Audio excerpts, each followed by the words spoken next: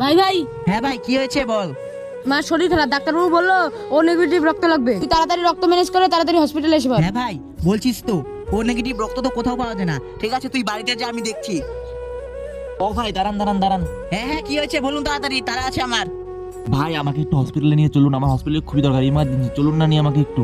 না না, আমি তোমাকে নিয়ে যেতে পারবো না, আমার তারা আছে এমনি। মা এমনি হসপিটালে ভর্তি, আমার মাথাটা বেশি ভালো নেই। কাঁদিস না ভাই, কাঁদিস না, সবাই তো আর সারা জীবন বেঁচে থাকে না, একদিন না একদিন সবাইকে মরতেই হয়। আরে ভাই ও কাঁদছে কেন, ওর কি হয়েছে? আরে ওর মা রক্তের অভাবে মারা গেছে, যে ছেলেটা রক্ত দেওয়ার কথা ছিল সে আজকে আসতে পারেনি। এই তাহলে কৌশিক, এর মা কি আমার রক্ত দেওয়ার কথা ছিল? কি? আজকে তোর জন্য আমার মা মারা গেল, শুধু তোর জন্য। তোকে আজকে ছাড়বো না। রাখো তুমি যদি ওই সময় আমাকে নিয়ে আসতে হসপিটালে, তাহলে তোমার মা আজকে মারা যেত না। আমি ওই সময় সময় মতো পৌঁছলে তোমার মাকে আমি রক্ত দিতে পারতাম।